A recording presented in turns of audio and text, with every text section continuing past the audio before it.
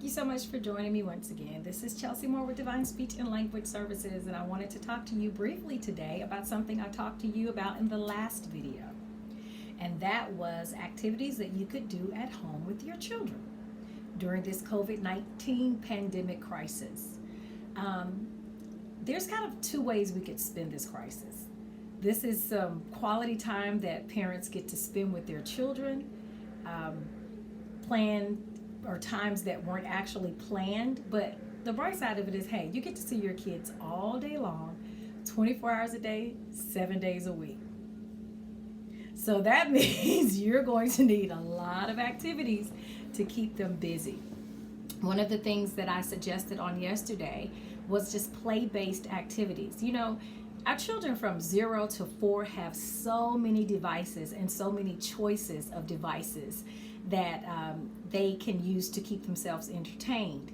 Whereas back in the day, children that grew up that were my age or when we were growing up, we had to actually entertain ourselves. And the good thing about entertaining yourself is that it's a really good vocabulary builder.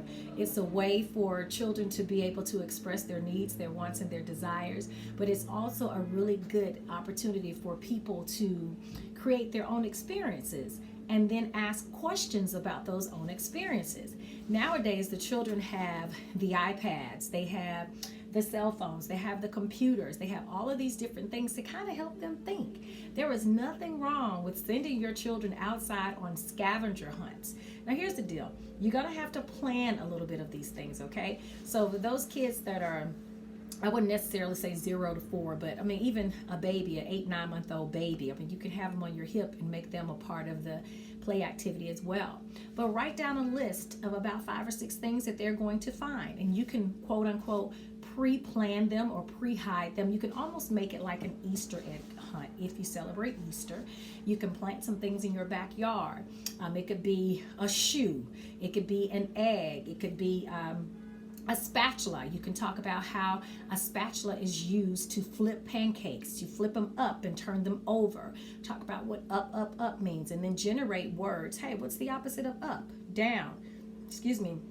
What's the opposite of in? Out. And so you use all of those different words as they are searching and looking for certain things. You can also provide a visual description or a verbal description that will match their visible find.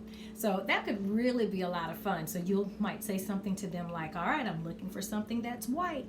It's often laid by a chicken or a turkey. What could it be? It's round and you have to be very careful with it. You might find it along the side of the fence, so be careful.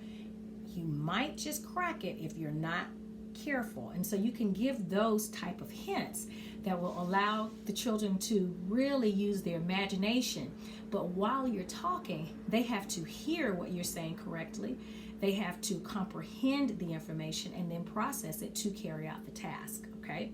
So those scavenger hunts are a lot of fun. Get them away from the iPads and the computers. And here's the other side of that. This is a secret, don't tell anybody.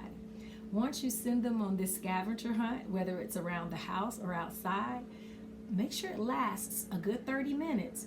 Wear them out. Feed them lunch when you come back in, and then let them take a nap.